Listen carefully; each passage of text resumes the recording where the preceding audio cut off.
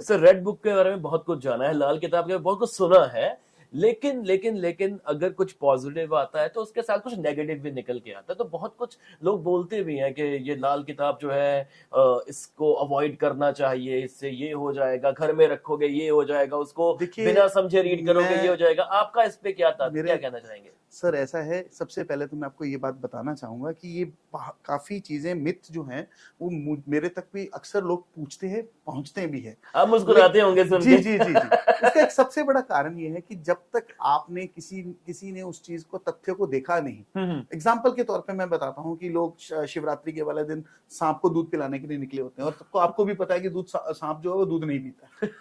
परंतु क्या है कि वो एक मिथ है ना, तो रेमेडी भी है, हम भी देते हैं, लेकिन हमें भी पता है कि वो नहीं पीता। परंतु उसी तरह से मैं आपको बताऊंगा कि लोग बोलते हैं जी ये उर्दू में लिखी हुई किताब है इसलिए ये मुगलों से आई है। कोई कहता है ये रावण की किताब है, रावण संहिता से आई है। ये मैंने भी नहीं सुना था, ये आपसे सुन रहा हूं मैं। जी जी जी और कुछ कहते हैं कि ये सूर्य की किताब है, अरुण संहिता से आई है। परंतु ऐसा दोस्तों, मैं आपको पहले बता देता हूं कि जो लाल किताब है बिल्कुल एक ऐसी पद्धति है, जैसे लाल जो एस्ट्रोलॉजी के कई अंग है, जैसे पराशर ज्योतिष है, वैदिक ज्योतिष है, केपी है, नाड़ी है, हस्त विज्ञान है, सामुद्रिक शास्त्र है, इसी तरह से लाल किताब भी उसी ही ज्योतिष का अंग है। पहली बात। दूसरी बात, ये सबसे लेटेस्ट है इसलिए ये सबसे ज्यादा विवादित है। क्यों विवादित है? क्योंकि सभी जितने भी आज तक अंग थे ज्योतिष के, उसके अंदर प्रेडिक्शंस बताई गई थी, उपाय नहीं बताए गए थे, या अगर वो उपाय थे तो वो ऐसे उपाय थे जो अक्सर लोग परेशानी में नहीं कर पाते।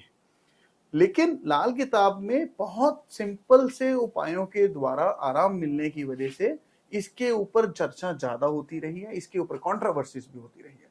दूसरी बात, आप बात, एक सवाल था उर्दू में क्यों है, तो मैं इसका जवाब आपको ये भी बताना चाहूंगा कि जो मेरे दादाजी, मैंने 1994 तक उनको उर्दू का न्यूज़पेपर पढ़ते हुए देखा, और मुझे याद है कि मेरे साथ साथ ऐसे कई दोस्त हैं मेरे जिनके घर के अंदर भी उर्दू की ही न्यूज़पेपर आता था।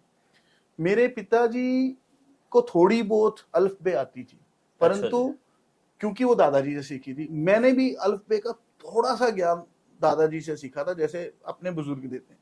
तो उर्दू लैंग्वेज पंजाब में बड़ी कॉमन थी, क्योंकि साथ ही में तो लाहौर था, तो लाहौर, कई लोग तो यहाँ से लाहौर पढ़ने जाते थे 1947 से पहले। वाजिब बात है। तो ये जो किताब थी ये पंडित रूपचंद जोशी जी ने लिखी, और वो खुद भी एक ब्राह्मण परिवार से थे। पंडित रूपचंद जोशी जी ने इस किताब को 5 हिस्सों में लिखा था, 1939, 1940, 1941, 1942। इसके बाद 10 साल का अंतराल के बाद उन्होंने 1952 की किताब लिखी।